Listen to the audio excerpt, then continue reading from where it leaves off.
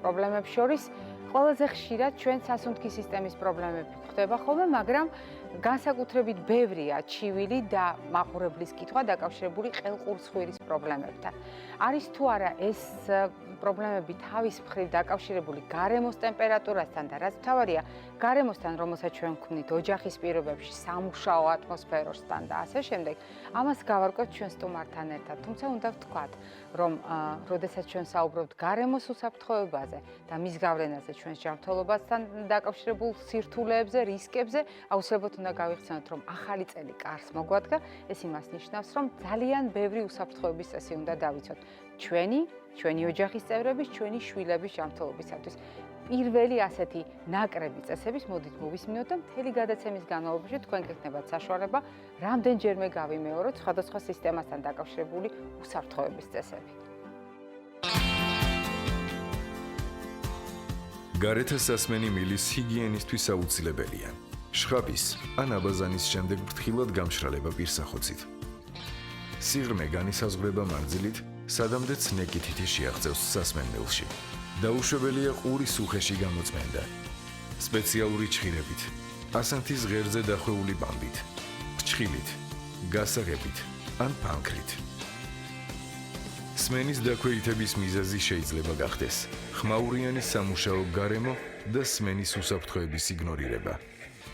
ღამის კლუბის ხშირი სტუმრობა, უსასმელების სისტემატური ხმარება, გახანგრძლივებული სადღესასწაულო ფოიერვერკი, ყურადღება, ასაფეთქებელი საშუალებების არასწორი გამოყენება განსაკუთრებით დახურულ სივრცეში სმენის მკვეთრი დაქვეითების და სრული დაკარგვის ანუ სიყრუის მიზეზი ხდება. სიცოცხლის გახანგრძლივება და არაგადამდებ დაავადებათა თავიდან აცილება შესაძლებელია სწორი კვებით, რეგულარული ფიზიკური აქტივობით, თამბაქოზე უარის თქმით. აირჩიეთ ჯანსაღი ცხოვრების წესი, პირადი ექიმის რჩევით. ჩვენ შევთანხმდით, რომ ვართ თანამოაზრეები, თანამზრახველები თქვენთან, ანუ მაყურებლებთან ერთად, ეს იმას ნიშნავს, რომ ჩვენ ავირჩიეთ ჯანსაღი ცხოვრების წესი, ან ფიქრობთ, რომ ავირჩიოთ ჯანსაღი ცხოვრების წესი. შესაბამისად, ჩვენ ვითვალისწინებთ ყველა იმ კომპონენტს, რომელიც გავლენას ახდენს ჩვენს ჯანმრთელობაზე. მათ შორის არის გარემო და გარემოს ტემპერატურა. თქვენ წარმოიდგინეთ ყელ-ყურ-ცხვირის პრობლემები, რომელთა შესახებაც ჩვენ ზოგჯერ არც კი ვიცით, ან არ ვიმჩნევთ ამ პრობლემებს, შეიძლება დაკავშირებული იყოს მხოლოდ და მხოლოდ იმასთან, რომ ჩვენ არასწორად შევარჩიეთ ჩვენთვის ოპტიმალური, ჩვენი შეხედულებით ოპტიმალური ტემპერატურული რეჟიმი და სხვადასხვა უსაფრთხოების საკითხები, რომელიც სწორედ ამ სისტემას უკავშირდება, დღევანდელი ჩვენი საუბრის თემა. ჩვენი გადაცემის სტუმარი კი გახლავთ ოტორინოლარინგოლოგი, თბილისის სახელმწიფო სამედიცინო უნივერსიტეტის პროფესორი ქალბატონი ლიკა ლომიძე. დილამშვიდობისა, ლიკა. როდესაც ჩვენ საუბრობთ გარემოს ოპტიმალურ ტემპერატურაზე, ძალიან ბევრი კითხვა შეიძლება გაჩნდეს. ზოგი მცივანა და უყვარს კარგად ჩამთბარი გარემო და ცდილობს სწორედ ასეთ რეჟიმში იცხოვროს ოჯახის პირობებში, მაგალითად მანქანაშიც გონდეს საკმაოდ მაღალი ტემპერატურა. ან პირიქით ზოგი ზედმეტად დაუდევარია ხოლმე საკუთარი ჯანმრთელობის მიმართ, ან საერთოდ არ ჭირდება მაღალი ტემპერატურული რეჟიმი, პირიქით გრილ ატმოსფეროში უფრო კომფორტულად გრძნობს თავს და ძალიან ხშირად გაგვიგონია, ამბობენ ხოლმე, რომ მე ზამთარი მირჩევნია, სიგრილე მირჩევნია, სიცივე მირჩევნია. მაგრამ ეს ყველაფერი არის ჩვენი არჩევანი, სუბიექტური შეგრძნებები და სრულად განსხვავებულია ის რეჟიმი, რომელიც ჭირდება ამ სისტემას მუშაობისათვის.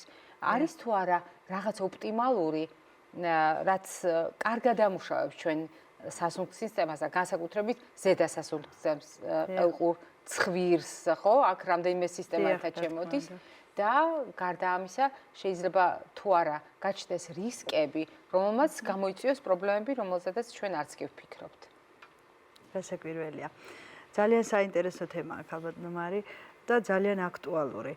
ხშირად მოდიან ხოლმე ჩვენთან უკვე პაციენტები, რომლებიც ხანგრძლივად ეძებენ მიზეზს, სწორედ ამ მიზეზით გამოწვეულს დაავადებებისას. არის უკვე ქვემოთ წასული, ქვემო სასუნთქლებში გადასული პრობლემები ხოლმე და გართულებული საკმაოდ. და ბოლოს აღმოჩნდება ხოლმე სწორედ აი თქვენს მიერ ჩამოთვლილი პრობლემის მიერ შექმნილი მიზეზი. აი ჩვენ მნიშვნელობას ვანიჭებთ ხოლმე ძირითადად ტემპერატურას იმდენად მნიშვნელობა არ აქვს საძინებელი იქნება თუ მთელი დღის სამყოფ გარემოში რამდენადაც დატენიანებას ტემპერატურისას. ძალიან დიდი მნიშვნელობა აქვს გამომშრალ ოთახში ძილს. თუნდ ბავშვის და თუნდაც მოზარდის არა აქვს მაგას მნიშვნელობა. ყველას ლორწოვან გარსზე ძალიან ცუდად მოქმედებს გამომშრალი გარემო და ზედმეტად გადახურებულიც რასაკვირველია. ზედმეტად გადახურება ტემპერატურის არ არის სასურველი არც ბავშვისთვის, არც იმუნიტეტისთვის.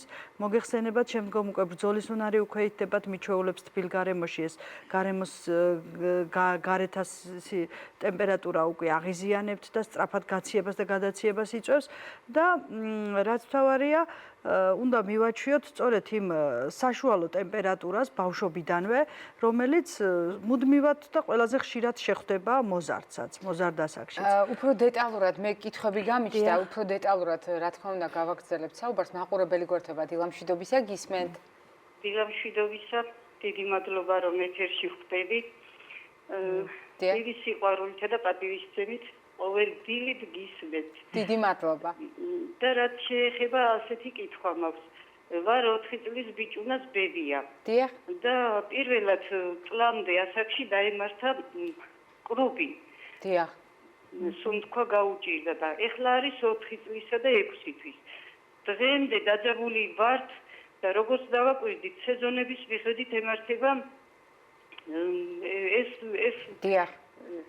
რა ქვია, კრუპი, ანუ დიახ. სუნთქვა უჭირდება, ძალიან ვიძაბებით, ვარ ერთ პანიკაში, ვიცი როგორ უნდა დავეხმაროთ ბავშვს, მაგრამ დაუსრულებლად ვარ შიშის ქვეშ. რა უნდა გავაკეთოთ? ჩვენი მიზეზი ხომ არ არის, რომ ესე ხშირად და როდემდე შეიძლება ესე დაძაბული ვიყოთ? ძალიან დიდი მადლობა შეკითხვისთვის. სანამ ქალბატონი ლიკა გიპასუხებთ, მე უნდა განმარტო. კრუპი, როგორც მოვლენა, ანუ ლორწოვანის მკვეთრი შეშუპება, მოხრჩობის შეგრძნება და ასე შემდეგ ხმის ცვლილება, ეს კლასიკურად, ანუ ორიგინალური კრუპი, ნამდვილი კრუპი უკავშირდება დიფტერიას. ყველა დანარჩენ შემთხვევაში ჩვენ ხმარობთ ტერმინს ცრუ კრუპი, ანუ გავს პრაქტიკულად იგივე სურათი გვაქვს, მაგრამ გამოწვეული არა დიფტერიით, არამედ ეს შეიძლება იყოს სხვა, მაგალითად ვირუსული ინფექციის ფონზე. რა ხდება კრუპის დროს, ანუ ეგრეთ წოდებული ცრუ კრუპის დროს, ანუ ცრუ კრუპს სხვანაირად ლარინგოსპაზმსაც უწოდებთ, ანუ სად ხდება ეს პროცესი მიმდინარეობს ხორხის შიგნითა ლორწოვანის შეშუპებით, ხორხის ლორწოვანის შეშუპებით. რადგან ბავშვებში ხორხის ლორწქვეშა შრე უფრო მეტად გამოხატულია, უფრო მეტად რეაქციულია იმ გარემო ფაქტორების მიმართ, რომელზეც ჩვენ უკვე დავიწყეთ საუბარი და დაემატება კიდე ის ვირუსები, ის ბაქტერიები, რომლებიც შეიძლება ნებისმიერ დროს მოხდეს ბავშვის განსხვავებულია ზრდასრულის ხორხისგან. ბავშვის ხორხი განსხვავებულია მხოლოდ რბილი ქსოვილებით, ანუ ლორწოვანი, ну რა თქმა უნდა ზომებითაც, მაგრამ ლორწოვანი შრის ქვეშ განვითარებულია კიდე ის სქელი ფენა, რომელიც სწრაფად იწვევს ლორწქვეშა შრე, რომელიც სწრაფად იწვევს შეშუპებას სხვადასხვა ვირუსული ინფექციის დროს. და აი ამ დროს რა ხდება? ამ დროს ხდება მოხრჩობის შეგრძნება, უმეტესად ბავშვს უვითარდება, ბავშვთა ასაკში ვითარდება ძირითადად და ამიტომ ბავშვებზე ვსაუბრობთ. ბავშვს უვითარდება ჰორიზონტალურ მდგომარეობაში ყოფნის დროს, ეს წოლის დროს და როდესაც ბავშვს ძინავს და თუ არის რაიმე მიზეზი გამომწვევი, ეს იქნება ვირუსი, ბაქტერია თუ შემდგომი გართულება, თუნდაც ალერგიული რეაქცია, სისხლის მიმოქცევა გადანაწილდება, რასაკვირველია წოლის დროს უფრო მეტად თავისკენ, კისრისკენ და ხდება მეტად შეშუპება, მეტად გამოხატული შეშუპება. რაც ბავშვის სანათური ისედაც ვიწროა ხორხის და იწვევს უკვე აი ეს სანათური, რომელიც ხორხს არქველით მთავრდება ზევით და იწვევს უკვე მოხრჩობის შეგრძნებას ბავშვი. ჰაერი აღარ გადის? ჰაერი ძალიან ძნელად და მცირე რაოდენობით გადის. აქვთ ხოლმე ხმაურიანი სუნთქვა, ხველის დასაწყისი ხველით ხდება და შემდგომ უკვე ხველად შეუძლებელი ხდება, როცა მოხრჩობის შეგრძნება აქვს. ჩვენ ვეუბნებით ხოლმე ძალიან ხშირად, ხმათ შეეცვალა ბავშვს. და ეს ძალიან მნიშვნელოვანი სიმპტომია. რასაკვირველია. და ხველასაც თავისებური ხმა აქვს, უფრო დამახასიათებელი, დაბოხებული ხმა აქვს ამ დროს ბავშვებს და რასაკვირველია, იოგების ქვეშ სივრცეც შუპდება და ამის გამო ხდება ხმის შეცვლა და პირველადი დახმარება ხდება სწორედ იმით, რომ ბავშვი უნდა წამოვაყენოთ, გადავიყვანოთ ვერტიკალურ მდგომარეობაში, რომ პირველ რიგში სისხლის მიმოქცევა გადანაწილდეს, ფეხები თუ შესაძლებელია ცხელ წყალში ჩაუყოთ ქვედა კიდურები, რომ ასევე სისხლის მიმოქცევას ანაწილებს ქვევით და შემდგომ უკვე პირველადი დახმარება, როდესაც ბავშვი ამოისუნთქავს და მიეწოდება ჟანგბადი და ჰაერი, მერე უკვე შესაძლებელია პირველ რიგში აი ეს დატენიანება გარემოსი, თუნდაც ჩვეულებრივ ჩაიდანის ან წყლის დუღილის დროს ბავშვი მივიყვანოთ ახლოს, რომ ეს დატენიანებული ჰაერი ჩაისუნთქოს, გაუადვილდეს ჩასუნთქვა და პირველადი დახმარება რასაკვირველია, მერე უკვე მედიკამენტებით, ეს იქნება ჰორმონი, ანტიჰისტამინური თუ ასე შემდეგ. და გავრცელებული აზრი, რომ ამ დროს ბავშვი აუცილებლად ძალიან ცხელ გარემოში უნდა იყოს, არ არის სწორი, პირიქით გააღეთ ფანჯარა, თუნდაც გარეთ ციოდეს, პირიქით ეს შეავიწროებს სისხლძარღვებს, სისხლის მიწოდებას შეამცირებს და შეშუპება ნაკლებად განვითარდება. თავარი კითხვა, რომელიც ამ ქალბატონს აღელვებს, ანუ ეს წესები ვიციო, მაგრამ როგორც ჩანს იმდენად შეშინებულია, რომ შეიძლება იბნევა კიდევაც კრიტიკულ სიტუაციაში ოჯახი და ეს სრულად ბუნებრივია, ამაში გასაკვირი არაფერია. Rodemde შეიძლება გაგრძელდეს და შეიძლება თუ არა ამას ჰქონდეს კიდევ სხვა დატვირთვა. გარდა იმისა, რომ თქვა პასუხია გარკვეული ვირუსის ინფექციის. ვირუსული ინფექცია. რასაკვირველია, მეტად შეიძლება უფრო გაუხანგრძლივდეთ ასაკობრივად ალერგიულ ბავშვებს, რომლებსაც აქვთ მიდრეკილება, თუნდაც ბრონხოსპაზმისკენ, თუნდაც შემდგომ ლარინგოსპაზმისკენ და ასთმური სინდრომისკენ. ანუ ვისაც რისკები აქვს. ვისაც რისკი აქვს. მათ უკვე მიდრეკილება აქვს, რასაკვირველია ლორწოვანი შეშუპების. მაგრამ ბავშვებში, რომლებსაც ეს მხოლოდ ემართებათ ვირუსული და ბაქტერიული ინფექციის გამწვავების დროს, ალბათ საშუალოდ 5-6 წლამდე ასაკში. შემდგომ უკვე თანდათანობით ხდება მისი გაიშვიათება და გაქრობა. და ჩვენი მხრივ აუცილებლად უნდა გითხრათ, რომ სწორედ თქვენ უნდა აირჩიოთ ჯანსაღი ცხოვრების წესი, გააკარჟოთ ბავშვი, რომ რაც შეიძლება დაცული იყოს მისი ორგანიზმი სხვადასხვა ინფექციური აგენტისაგან. გარდა ამისა, მისი ბუნებრივი დაცვითი ძალები კიდევ უფრო გავაძლიეროთ იმით, რომ მივცეთ დაბალანსებული კვება ფიზიკურად, სწორად სუფთა ჰაერზე ბავშვი თუ ისეირნებს ფიზიკურ აქტივობას, სპორტით დატვირთვით თუ ასევე სპორტსაც სახეობების შერჩევა უნდა ბოდიშკის. დიახ, აუცილებლად. ეს იგი ძალიან კარგად მოქმედებს და ეფექტურია ხოლმე ასეთ ბავშვებზე ციგურები და აი ეს პირიქით მინუს გრადუსიან ცივ გარემოში ადაპტაცია. დიახ, ადაპტაცია და თუნდაც თუ საშუალებაა თხილამურები და გარეთა სპორტი, ვიდრე დახურული სივრცეები და რაც საკვირველია არ არის სასურველი აუზი. ჩვენ კიდევ ყავს მაყურებელი დილამშვიდობის გისმენთ. მოკლედ გავაგრძელოთ ჩვენ და დაუბრუნდები იმ საკითხს, რითიც თქვენ დაიწყეთ. თქვენ ბრძანეთ, რომ სასუნთქის სისტემისთვის რასაკვირველია მნიშვნელოვანია, რომ გარემოს ტემპერატურა იყოს სტაბილური.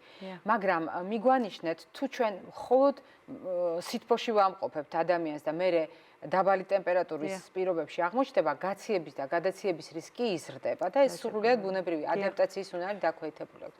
მაგრამ ხაზი გაუსვით, რომ მაღალ ტემპერატურასთან ერთად მნიშვნელოვანია ტენიანობის გათვალისწინება.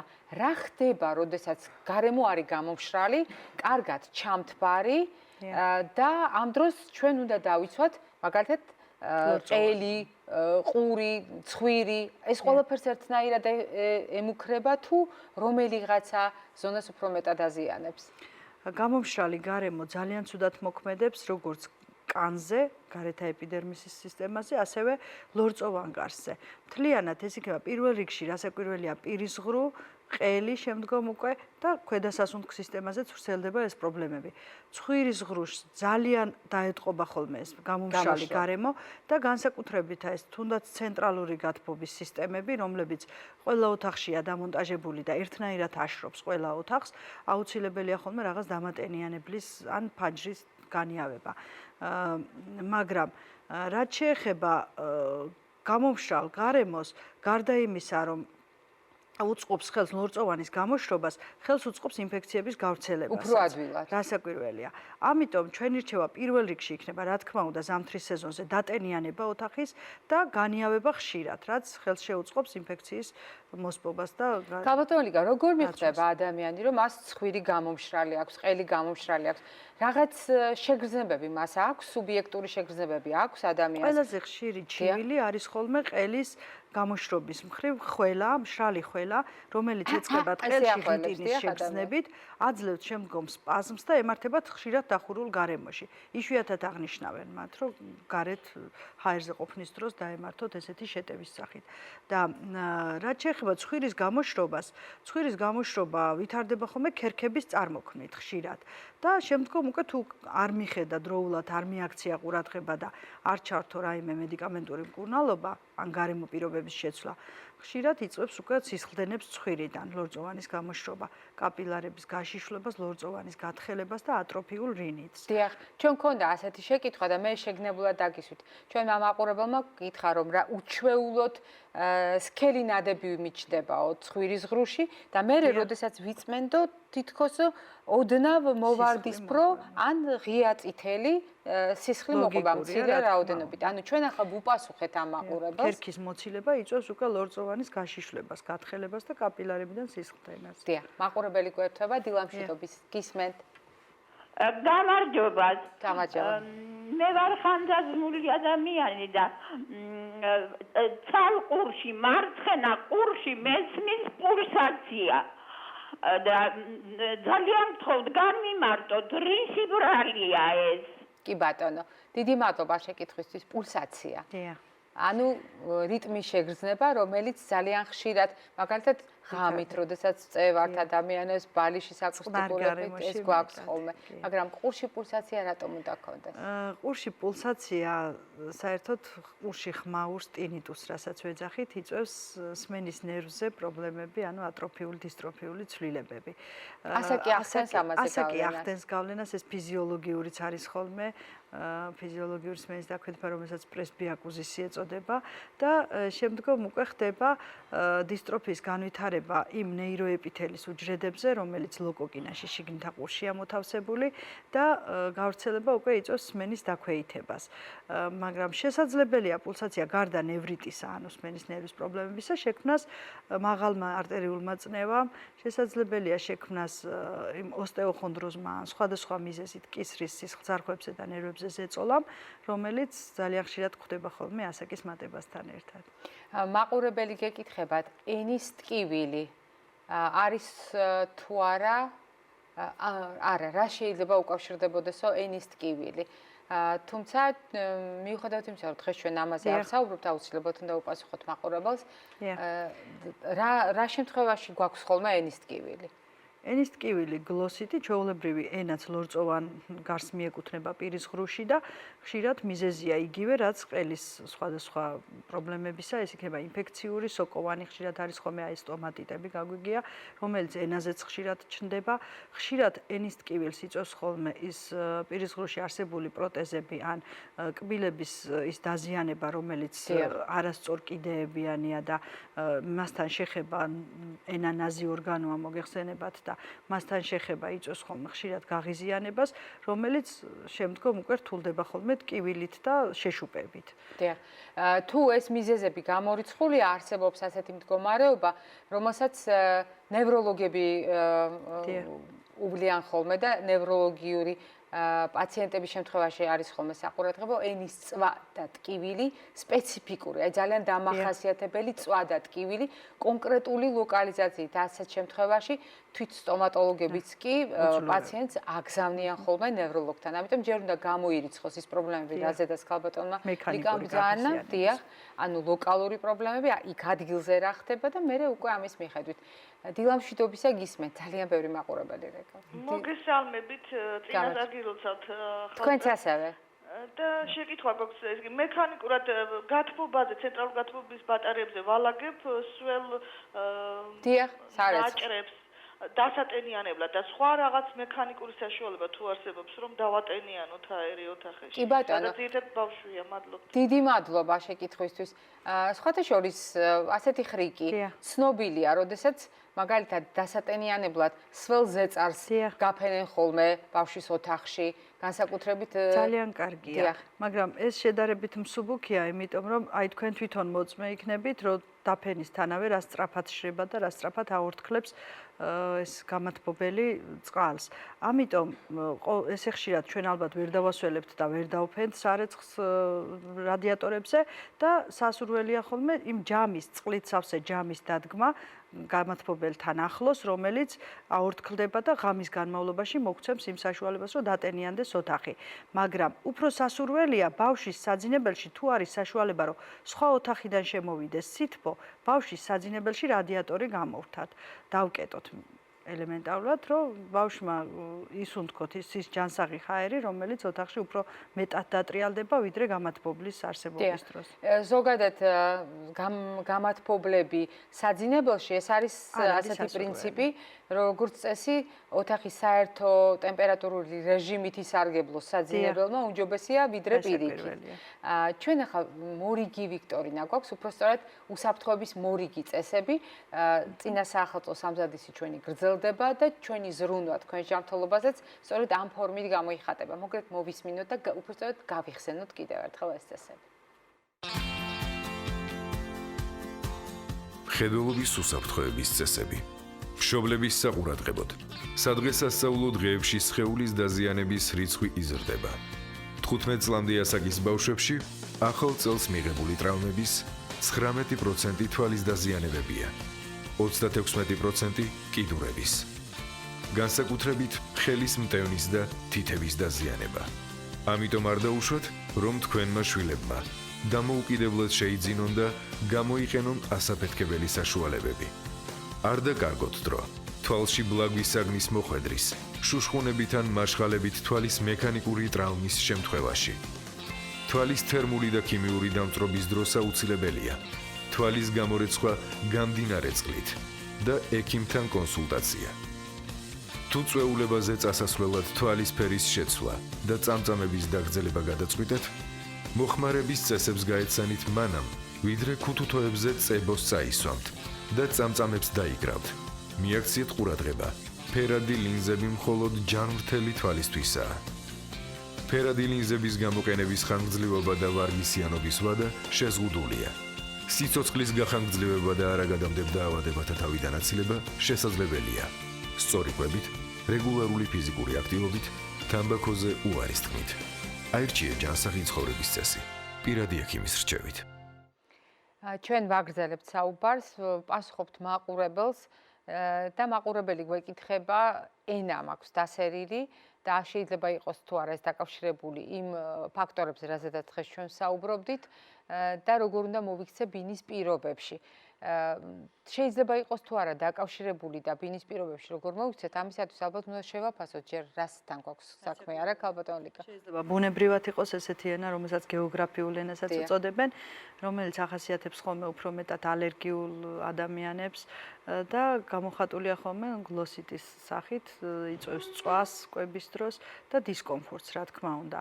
ასეთ ენას თუ ეს ანატომიურად აქვს ასეთი აღნაგობის ალბათ შეგუება მოუწევთ, მაგრამ თუ ეს არის მექანიკური დასერვა რაიმე მიზეზის გამო, საკვების გამო, ან პირისგულში მიმდინარე ინფექციური პროცესების გამო, ამ შემთხვევაში ჭირდება სტომატოლოგის ჩარევა, რომელიც პროცედურებს ჩაუტარებს, манипуляციას და შეიძლება ეს ყველაფერი პრობლემა მოეხსნას. და კითხვა, რომელიც ძალიან ხშირად ისმის ხოლმე, როდესაც ჩვენ ლაპარაკობთ ტემპერატურის მერყეობაზე, როდესაც ჩვენ ვლაპარაკობთ გარემოს ცვლილებაზე.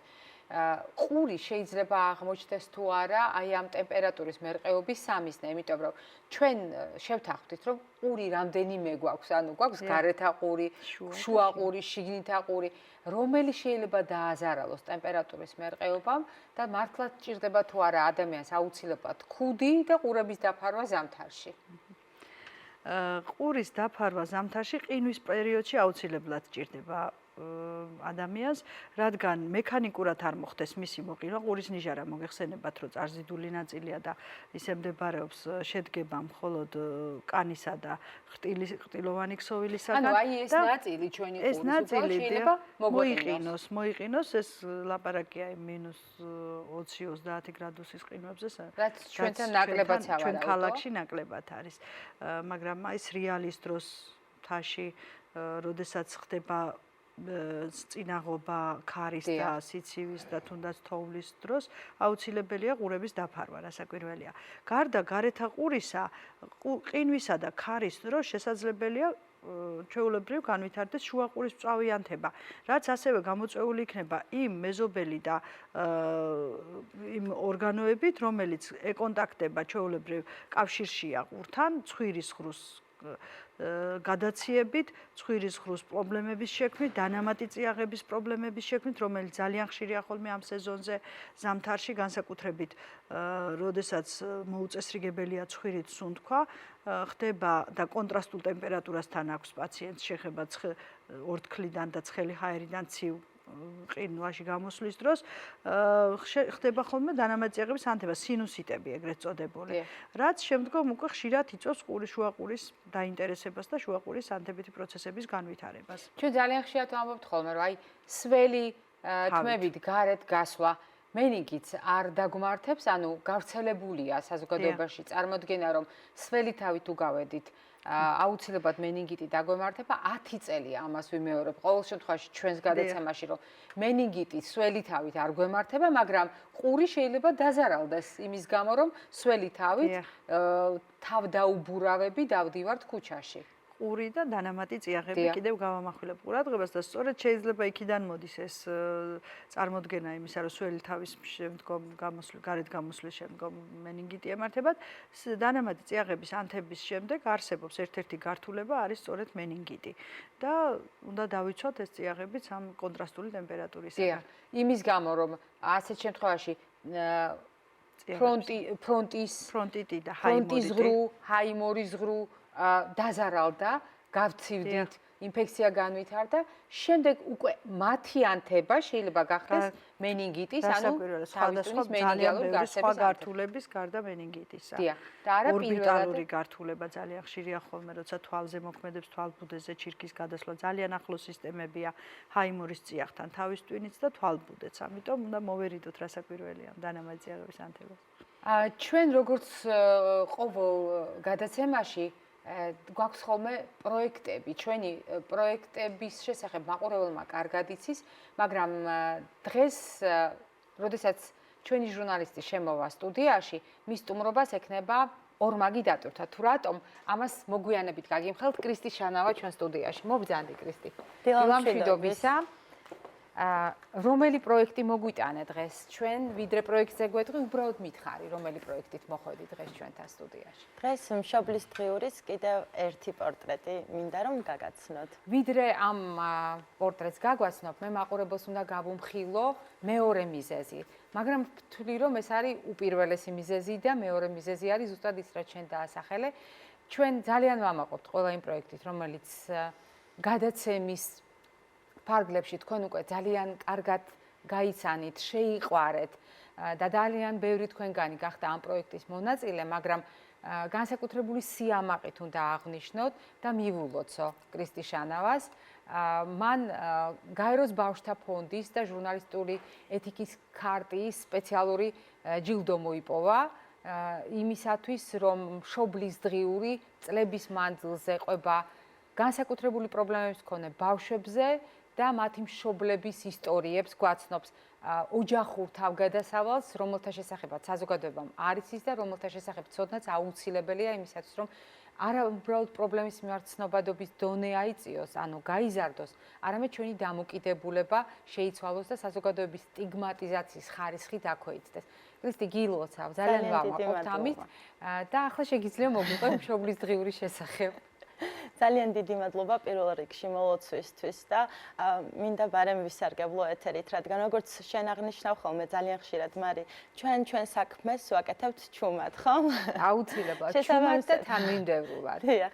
შესაბამისად, იმდენად უჩვეულო იყო ჩემთვის ეს მდგომარეობა, რომ გულწრფელად რომ გითხრათ, რამდენიმე დღის განმავლობაში დავმუნჯდი და მადლობასაც ვერ ვამბობდი. ამიტომ დღეს მინდა ყველა ადამიანს, თითოეულ ადამიანს, ვინც მომილოცა, ძალიან დიდი მადლობა ვუთხრა და პირველ რიგში რა თქმა უნდა, ძალიან დიდი მადლობა გაეროს ბავშვთა ფონდს და საქართველოს ჟურნალისტური ეთიკის ქარტიას. ნამდვილად ძალიან საპატიო ჯილდოა ეს ჩემთვის. რა ხდება ჩვენს დღევანდელ ისტორიაში? მშობლის დღიური გრძელდება. ეს აგრძელებს ეს პროექტი ცხოვრებას და აგრძელებს მთელი საქართველოს მასშტაბით, ხომ? ჩვენ გავწდით ერთი ქალაქის მასშტაბს და უკვე რამდენიმე თვეა პროექტი მოგზაურობს სხვადასხვა რეგიონში. და მე უნდა ვაღიარო, რომ განსაკუთრებული დამოკიდებულება მაქვს ამ პროექტის მიმართ. პირველ რიგში, იმიტომ რომ მუდმივად მიწევს ურთიერთობა ბავშვებთან, რომლებიც მიუხედავად მათი ასაკისა ყოველ ჯერზე ახერხებენ ჩემს გაოცებას. მეორე, იმიტომ რომ ამ ბავშვებს იმდენად ძლიერი და საინტერესო მშობლები ყავთ, რომ ყოველთვის შეიძლება მათგან ძალიან მნიშვნელოვანი რაღაც ისწავლო და მიხარია, რომ რეგიონები ასე აქტიურად ჩაერთვნენ, ჩვენ მუდმივად გვიკავშირდებიან და მინდა მათ ვუთხრა, რომ ჩვენ აუცილებლად ჩავალთ თითოეულ მათგანთან და ვეცდებით, რომ თითოეული მათგანის ისტორია მოვიტანოთ საზოგადოებამდე. რაც შეეხება ჩვენი დღევანდელი სიუჟეტის გმირებს, ჩვენი დღევანდელი სიუჟეტის პორტრეტს, ეს არ არის მარტივად მოსასმენი ისტორია პირიქით, საკმაოდ რთული და მძიმეა. რა თქმა უნდა, არც ერთი მშობლისთვის არ არის იოლი, როდესაც ეუბნებიან, რომ მის შვილს ჯანმრთელობასთან დაკავშირებული პრობლემა ექნება მთელი ცხოვრების განმავლობაში, მაგრამ ალბათ კიდევ უფრო რთული მოსასმენია, როდესაც გეუბნებიან, რომ შენ შვილს შეიძლება იცოცხლოს გარკვეულ ასაკამდე. სწორედ აი ეს სიტყვები დაძლიეს ჩვენი დღევანდელი სიუჟეტის გმირებმა და შეიძლება ითქვას, რომ ფაქტობრივად დიაგნოზი დაამარცხეს. რა თქმა უნდა, 12 წლის ნინიკოს დღესაც აქვს ჯანმრთელობასთან დაკავშირებული სხვადასხვა პრობლემა, მაგრამ მიუხედავად ამისა, ის ძალიან ყოჩაღი გოგოა, უძლიერესი. ძალიან ჭკვიანი, ნიჭიერი, არაჩვეულებრივად ხატავს, ქსოვს, აქვს მცირე ფერმა ფრინველების და დიდი გეგმები და მიზნები. საიდან არის ეს ისტორია? რომელი რეგიონიდან? კახეთის რეგიონიდან, სოფლიდან პატარა ჩაილური. სწორედ ამიტომ სჭირდება ნინიკოს ჩვენი მხარდაჭერა ელემენტარული იმისთვის, რომ სკოლამდე მისვლა მოახერხოს. სკოლა კი არის ადაპტირებული, მაგრამ გზა არ არის სოფელში შესაბამისად, როდესაც გარეთ ცივა და ცუდი ამინდია, ზამთარია, ნინიკო ვერ ახერხებს, რომ მივიდეს სკოლაში.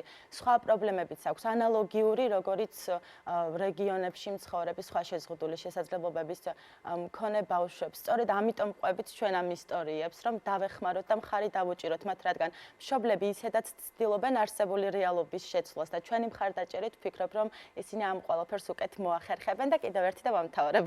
ბრძანე. რადგან ეს ბოლო ეთერია ამ წელს, როდესაც აქ ვარ, მინდა ჩვენს მაყურებელს ჩემს თითოეულ რესპონდენტს მივულოცო დამდეგი შობა ახალი წელი, ვუსურო მათ ჯანმრთელობა, სიხარული, სიყვარული, სიკეთე და დაგესესხები, მარი. დღე გრძელობა, რა თქმა უნდა, პირველ რიგში. ძალიან დიდი მადლობა, კრისტი და მე მაყურებელს უნდა ვუთხრა, მთავარი შენი სათქმელი, ძალიან მნიშვნელოვანი ფრაზა თქვი, როდესაც სიცოცხლეს ითვლიან წლებში, ყველა კვლევა ადასტურებს, რომ მნიშვნელოვანია სიცოცხლეს შევძინოთ წლებს და არა წლები შევმატოთ მხოლოდ სიცოცხლეს. ამიტომ ნებისმიერი ისტორია, რომელსაც ჩვენ ამ რუბრიკაში ვისმენთ, სწორედ ამას ემსახურება. მადლობა და ვნახოთ სიუჟეტი. ჩემო შვილმა საკუთარი თავი მაპოვნა. ჩემი შვილის სამყაროს გარეშე სხვა ადამიანი ვიქნებოდა. მე მირიანის დედა. ჩემი შვილი ყოველთვის გრძნობს თუ როგორ განწყობაზე ვარ. მე ნიკას მამა ვარ. დაინახე რა უნდა შენ შვილს ლევანჩოს ბარბარეს ალექსანდრეს და მიხმარე ბიზნეს მე მიღწევაში. გაბრიელის მამა ვარ.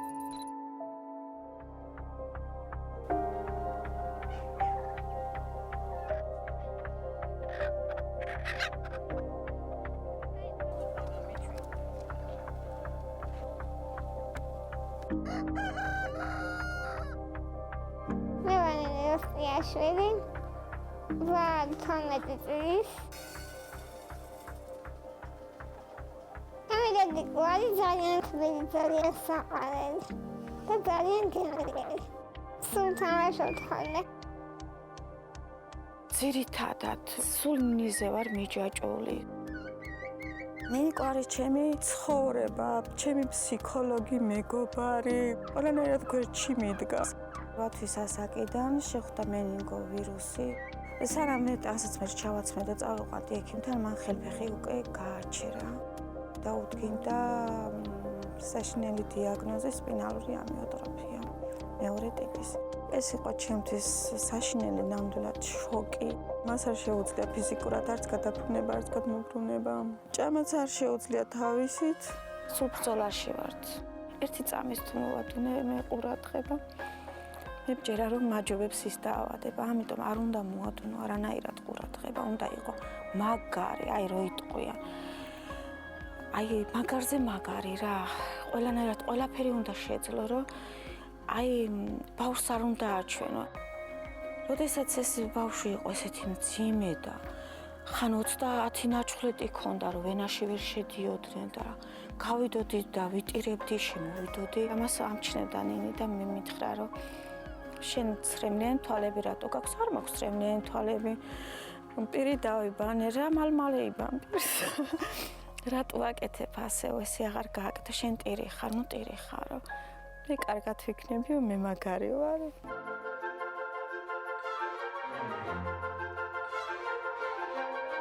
აზროვნება აქვს სასწაული. ისწავლა კითხვა, წერა, ინტერნეტი, ფეისბუქი გაიგეთა თავისი, აქეთ ჩვენც გვეხმარება. ხატვა ყველაზე მეტად. მე მინდა მხატვარი გამოვიდე. ძალიან უყვარს ურთიერთობა ხალხთან. ნინის უნდა რომ გქონდეს ფერმა. მარტო თავისთვის არა, უნდა რომ სხვა ბავშვებსაც დაეხმაროს. ჩემო მინდა თუთიყუშების წყალობით. შემდეგ ქათმები მოიყვანა, წიწილები უყვარს სასწაულად. ჩაბრი მტერდებით უნდა მომიყვანა, თუთიყუშების განლავებაც მინდა. ამერიკული ქათა მიყავს ჰოლანდიური, ეხლა იყიდა ევროპული ხოხბები. წვალობთ, მაგრამ მაინც ახერხებს ამ ყველაფერს. ძალიან ბევრი რამე მასწავლა ნინი, ზღვა სიყვარული მასწავლა ნინი. ნინისთან ერთად უფრო თბილი ვარ. უფრო სხვა ბავშვებზეც გადაგებული ვარ. აი სხვისი ტკივილიც მე მტკივა ნამდვილად.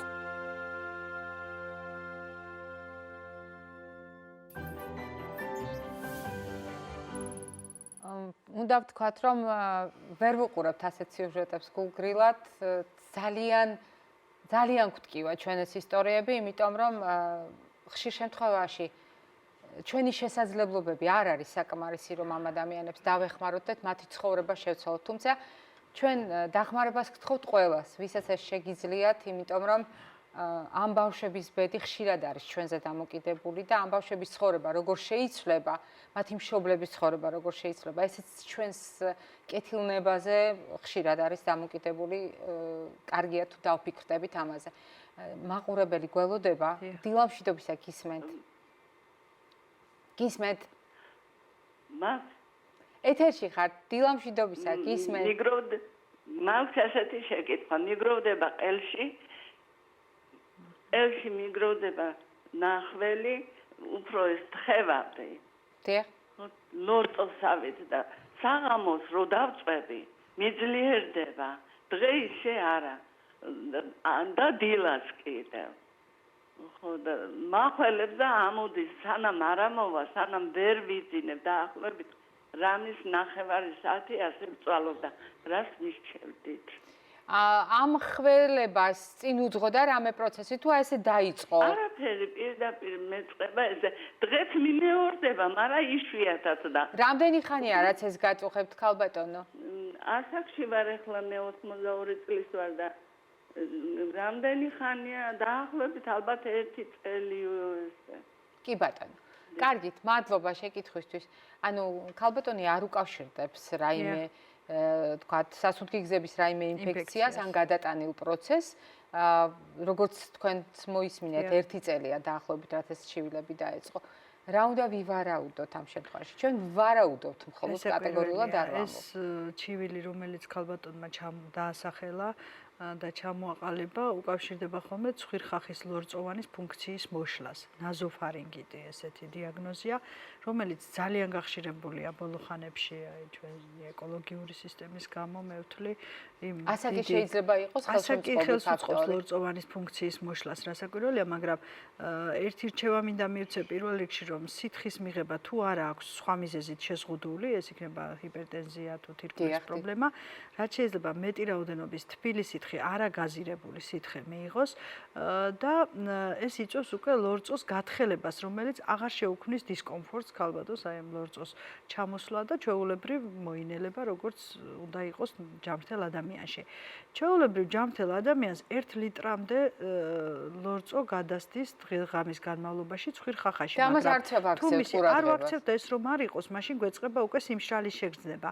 ამიტომ აუცილებელია ეს ლორწო არსებობდეს, რა თქმა უნდა, მაგრამ იყოს ისეთი სიბლანტის, რომელიც არ შეგვაწუხებს და იყოს იმ რაოდენობის, რომელიც არ იქნება, რა თქმა უნდა, მოჭარბებული. ამიტომ განსაზღვრა უნდა ამას, როგორი სახისა არის შირქოვანი, არის ლორწოვანი გამჭვირვალე, ბლანტი და იმის მიხედვით უკვე შესაძლებელია მისი მკურნალობის და დიაგნოსტირების. რაც შეიძლება ხოლმე დაცვითი რეფლექსია, იმიტომ რომ ეს ჭარბი ლორწო რა უნდა ქნას ორგანიზმმა, უნდა მოიცილოს და ყველა არის ერთ-ერთი ასეთი მექანიზმი, რომელიც იმ უცხოს ზედმეტს მოგვაშორებს.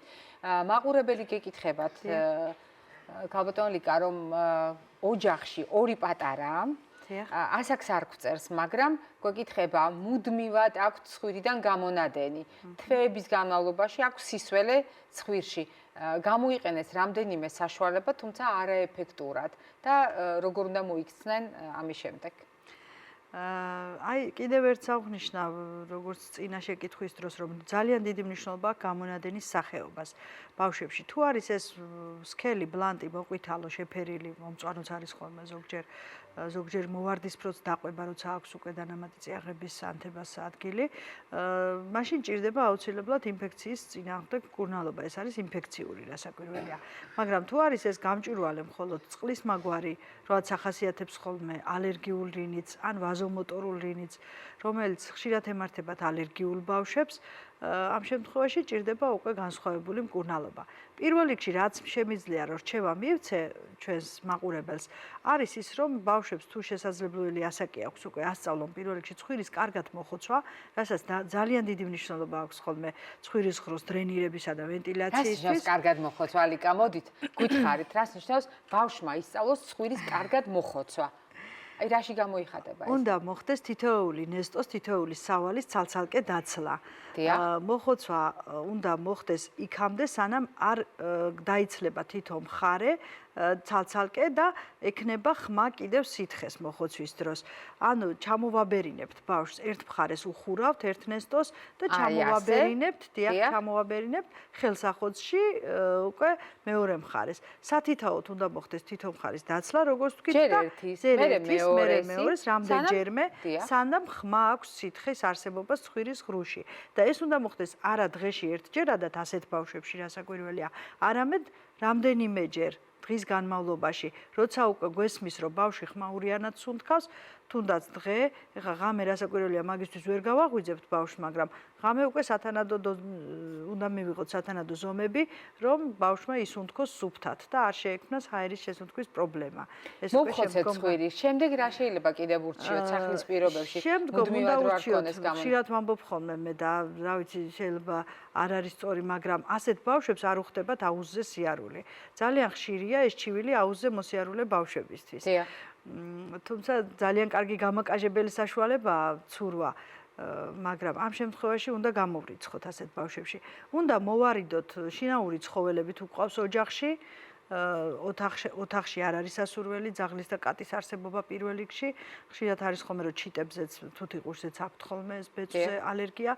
უნდა მოვარიდოთ ბეწვიანი სათამაშოები, რომელიც ხშირად იწვევს ამ მტვრის დაგროვებას და შემდგომ ალერგიას ბავშვებში. და ხშირად გამაღიზიანებელი დავალაგოთ ოთახი, რასაკვირველია და გავანიაოთ როგორც აღნიშნეთ.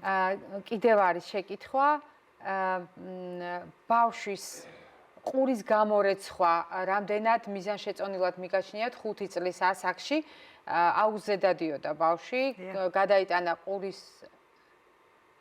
ყურის ანთება ჰქონდა, რის მერეც გაჩნდა ნადები და რამდენად გონივრული იქნება, რომ ამ ასაკში ეს პროცედურა ჩატარდეს, ან რამდენად ეფექტური იქნება ეს პროცედურა. ამას გეკითხება მაყურებელს. ყურის გამორეცხვას ფაქტიურად ასაკი არ გააჩნია, იმიტომ რომ როცა ეს საჭიროებას მოითხოვს, ეს აუცილებლად უნდა მოხდეს, მაგრამ გამორეცხვა პირობითად, რადგან ეხლა უკვე ხდება მშრალი წესით ყურის დამუშავება მიკროსკოპის საშუალებით და იმ სრუტის საშუალებით, რომელიც ეხლა ყველა განვითარებულ კლინიკაში და ამბულატორიაშიც უნდა იყოს. და რაც შეეხება ცურვის შემდგომ ამ ნადების დაგროვებას, სავარაუდოდ ეს იქნება სოკოვანი თუ ახლავს ქავილის პროცესის და სისველეც ყურში და არავითარ შემთხვევაში არ შეიძლება წყლის მიკარება, არათუ გამორეცხვა. ჩვენ ახლა მორიგი ვიქტორინა გვაქვს და შემდეგ კვების ბლოკით გავაგრძელებთ. ბოტულიზმის თავიდან ასაცილებლად. ძვირფასო დიასახლისებო. კრიტიკულად შეაფასეთ სადღესასწაულო დღეებისთვის საგანგებოდ გადანახული პროდუქტები. საყურადღებოა ფერი, სუნი, გემო, კონსისტენცია.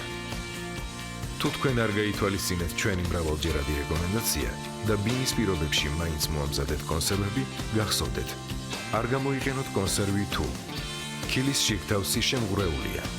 პროდუქტი ფერშეცვლილია და საეჭოდ გამოიყურება. ქილის სახურავი ამოზნექილია ან ჭიდრო დარეკვის ქილის კიდეს. განსაკუთრებული სიფრთხილე გამოიჩინეთ მაშინ, თუ კონსერვის მომზადებისას გამოყენებული გაქვთ მიწასთან ახლოს მზარდი პროდუქტები, მაგალითად, სტაფილო, ბადრიჯანი, კიტრი, პომიდორი, ციცაკა, სოკო. ბოტულიზმის თავიდან ასაცილებლად სიფრთხილით გამოიყენეთ შებოლილი თევზი. არ დააგემოვნოთ ახლად გახსნილი შინ მომზადებული კონსერვი. ქილის შიგთავსი მოათავსეთ ემალირებულ ჭურჭელში და ადუგეთ, სულ ცოტა 20 წუთის განმავლობაში. საეჭვო ჩივილების შემთხვევაში დაუყოვნებლივ მიმართეთ ექიმს.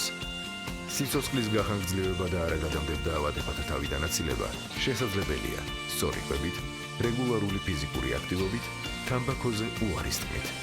აირჩიე ჯანსაღი ცხოვრების წესი პირადი ექიმის რჩევით.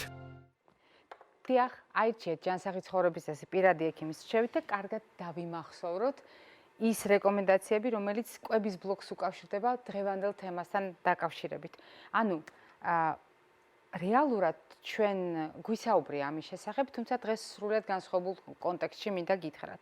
თუ ჩვენ ვლაპარაკობთ ოპტიმალურ ტემპერატურაზე, ქალბატონი ლიკა დამეთანხმება, რომ არა მარტო გარემოს ტემპერატურა, არამედ მირთმეული საჭმელ სასმელის ტემპერატურა ბევრად განსაზღვრავს ჩვენი ლორწოვანის ჯანმრთელობას და მათ შორის რისკებს დაზიანების თვალსაზრისით. მაგალითად, ძალიან ხშირად არასწორი დამოკიდებულება აქვთ იმ წყლის ტემპერატურის მიმართ, უბრალოდ წყლის იმ ტემპერატურის მიმართ, რომელიც უნდა შეურჩიონ მშობლებმა და ოჯახის წევრებმა, განსაკუთრებით ბებოებმა, თავიანთ შვილიშვილებს. ხშირად ამბობენ ხოლმე, რომ წყალი უნდა იყოს საკმარისად თბილი, რომ ბავშვმა გაბედოს და დალიოს.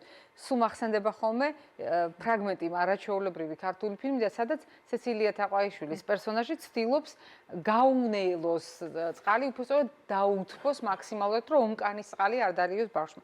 ჩვენ პირიქით გეტყვით. არსებობს წყლის ოპტიმალური ტემპერატურა.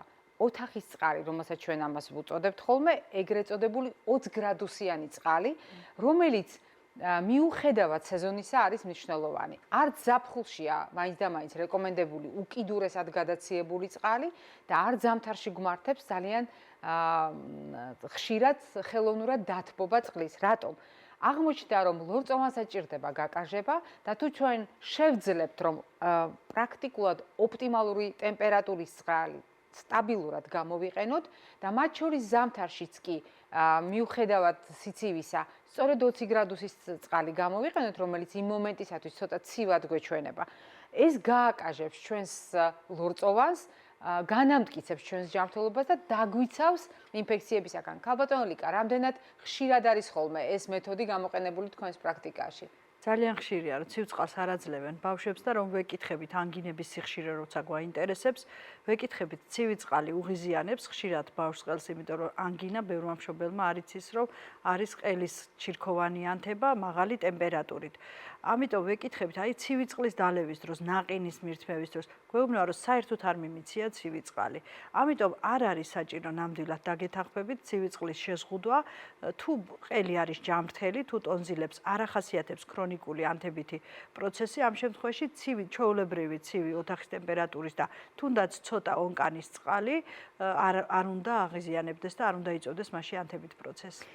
გავაგრძელებ, მე წყალთან დაკავშირებით გეტყვით, რომ ძალიან ხშირად წყლის აუცილებლობაზე ქალბატონმა ლიკამ ისაუბრა მათ შორის გამონადენი, როდესაც არის და მათ შორის გვიგროვდება ლორწო, მაგრამ თუ თქვენ მლაშე საკვებთან ერთად, ზედმეტად დამარილებულ პროდუქტებთან ერთად მიირთმევთ ამ ყველაფერს, არ გაგიკვირდეთ, რომ პრობლემა დარჩეს ძალაში, იმიტომ რომ ასეთ შემთხვევაში სულ სხვაგან დაგროვდება, უჯრედს შორის სითხეში დაგროვდება, გადავა წყალი კი დაგვიგროვდება, მაგრამ იმ საქმეს ვერ გააკეთებს, რისთვისაც ვიღებთ. ამიტომ გაითვალისწინეთ, რომ დიახ, წყალი უნდა მივიღოთ, მაგრამ მლაშე საკვები უნდა შევზღუდოთ. ისევე როგორც სანელებლებით უხვად შეკმაზული საკვები, ასეთ შემთხვევაში თუ ლორწოვანი გაღიზიანებულია, მაქსიმალურად უნდა დავზოგოთ. ტემპერატურული რეჟიმის შენარჩუნება ეხება ჩაის და ყავასაც, ეს ზრდასრულებსაც ეხებათ. არ არის სწორი, როდესაც დიახ, შავი ჩაი მზადდება 100 გრადუსიანი წყლით, უხშირესად ეს ჩაის ჯიშიდან გამომდინარე და მისი ტექნოლოგიური დამუშავებიდან გამომდინარე, მაგრამ ეს არნიშნავს, რომ 100 გრადუსიანი წყალი მაშინათვე ჩვენ დავლიოთ. შეიძლება მოვამზადოთ ეს ნაყენი და მივიღოთ ოპტიმალურ ტემპერატურამდე გაციებული. რაც შეეხება მწვანე ჩაის, ის საერთოდ არ უნდა მოვამზადოთ 100 გრადუსიანი წყლით, 75-80 გრადუსიანი უნდა იყოს წყალი, იმისათვის რომ მწვანე ჩაი სწორად მომზადდეს. მას მდუღარე წყალი არ უნდა დავასხათ. რაც შეეხება გაზიან სასმელს, დიახ, გაზი შეიძლება გახდეს გამღიზიანებელი, ისევე როგორც საკუთრივ შაქარი. შაქარმა შეიძლება გააღიზიანოს ზედმეტად ტკმილმა პროდუქტებმა და სხვადასხვა დანამატებით გამდიდრებულმა პროდუქტებმა გააღიზიანოს ეს ყველაფერი. ისევე როგორც თხილმა და ნიგოზმა, მაგრამ აგრეთვე მე ეს პროდუქტები მინდა გითხრათ სულ სხვა კონტექსტში. საახალწლო დღეებში ხშირია ხოლმე შემთხვევები, როდესაც გარჩეული თხილი აღმოჩნდება პატარების ცხვირში. მაგალითად, ნუში აღმოჩნდება პატარების ცხვირში. ქალბატონი ლიკა დამეთანხმება ძალიან ხშირად ჩვენ ქონია შემთხვევა თქვენს პრაქტიკაში განსაკუთრებით ლობიო აღმოჩნდა, ბებოს ან დედიკოს ეხმარება თითქოს საახალწლო სამზადისში, რომ აღარაფერი თქვოთ, მაგალითად მზეს უმზირებზე. ასე დროს პირველი დახმარების წესები როგორია? როგორ უნდა მოვიქცეთ, რომ ეს სასუნთქი გზები გავასთავისუფლოთ და გამოვიღოთ ჩვენ ვიჭიდაოთ, შევძლებთ ამას თუ პირდაპირ მიმართოთ ექიმს? რასაკვირველია, არ არის სასურველი არაპროფესიონალის მიერ ჩარევა უცხო სხეულის გამოღების დროს, ეს პირიქით ართულებს შემდგომ ჩვენ პრობლემას, უფრო ღრმად გადადის, პინცეტით განსაკუთრებით არასდროს არ უნდა ვცადოთ უცხო სხეულის გამოღება ცხვირიდან, თუნდაც ყურიდან. იმიტომ რომ უკვე არსებული უცხო სხეული გადადის სიღრმეში, რომელიც საშიშროებას უქმნის სასუნთქ სისტემას, ასპირაციის, ანუ გადაცდენის ვარიანტში და ასევე ყურის დაფისაბკის დაზიანება რომ არ მოხდეს, ჯობია არ შევეხოთ ყურში ჩადებულ უცხო სხეულს, ძალიან ხშირია კიდევ დაგიმატებთ ქალბატონ მარი პატარა ბურთულები, იარაღის სათამაშო იარაღის ბურთულები, პატარა ტყვიები, რომლებიც ძალიან ხშირად ხდება ხოლმე ცხვირის ან ყურის მიდამოებში. ანუ არ არის საჭირო ჩავტენოთ ყურში, იმიტომ რომ ამით შეიძლება დაფისაბკი დავაზიანოთ, ისევე როგორც ცხვირში. დიახ. ჩვენ გვაქვს კიდევ ერთი ვიქტორინა და წესებს კიდევ დაუბრუნდებით.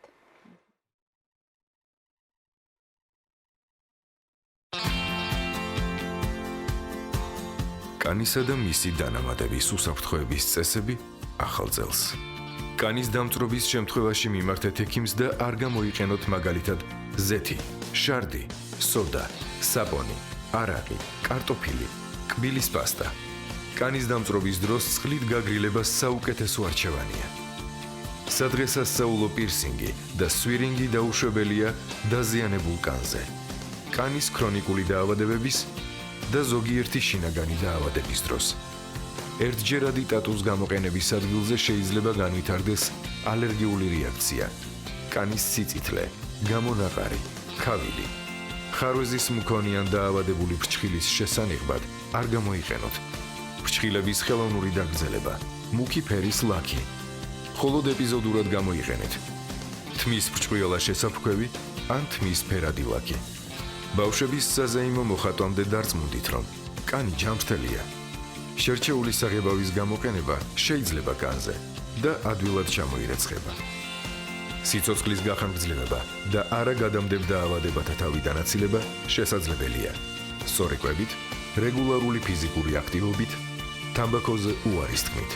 აირჩიე ჯანსაღი ცხოვრების წესი პირადი ექიმის რჩევით.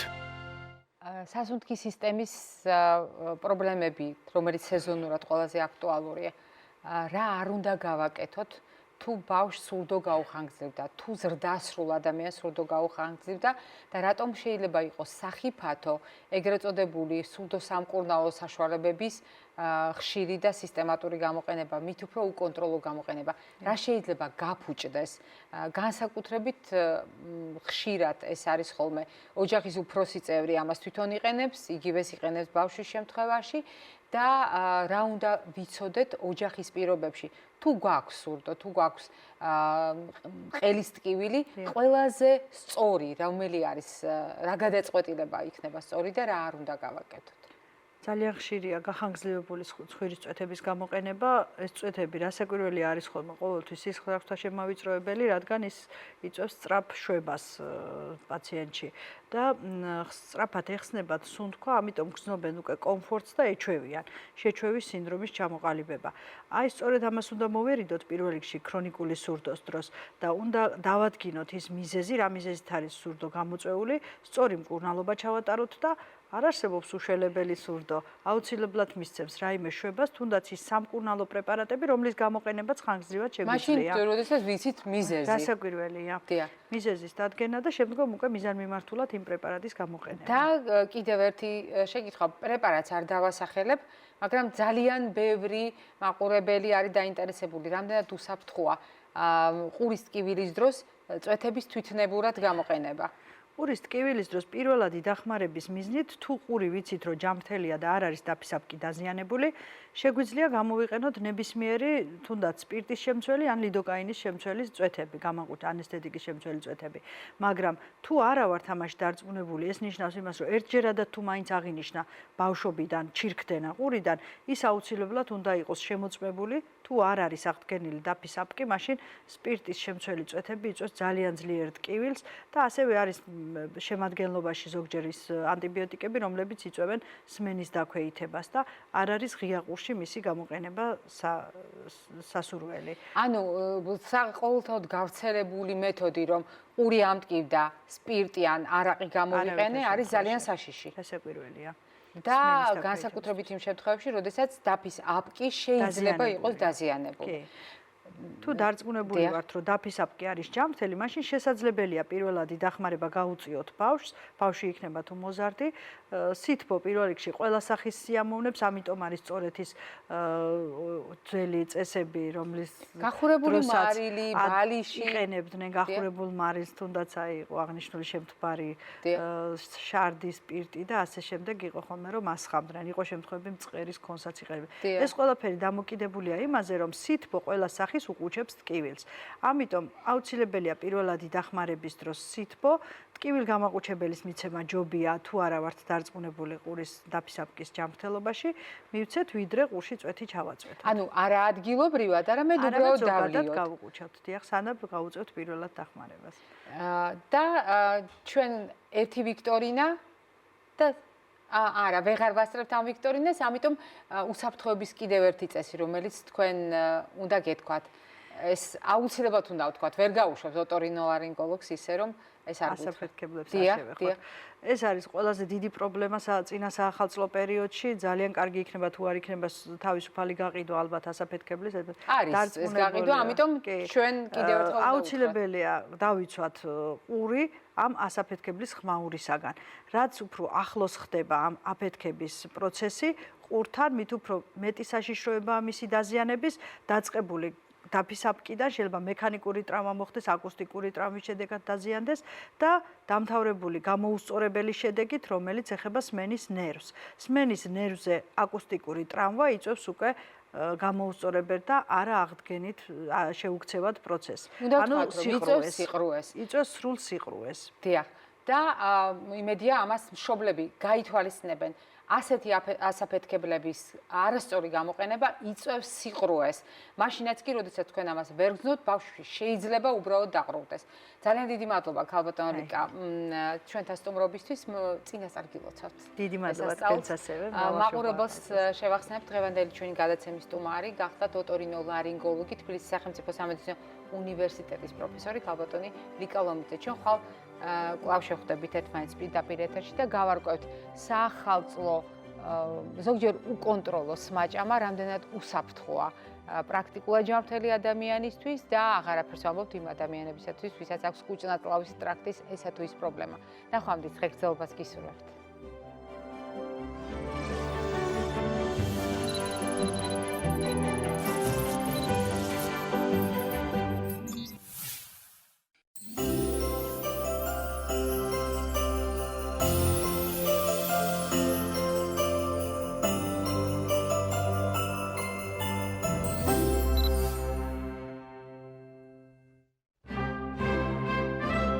დაიწყეთ 2018 წელი ვენის ფილარმონიულ ორკესტრთან და რიკარდო მუტისთან ერთად.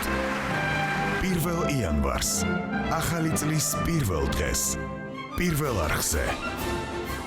უკვე ლეგენდად ქცეული საახალწლო კონცერტის პირდაპირი ტრანსლაცია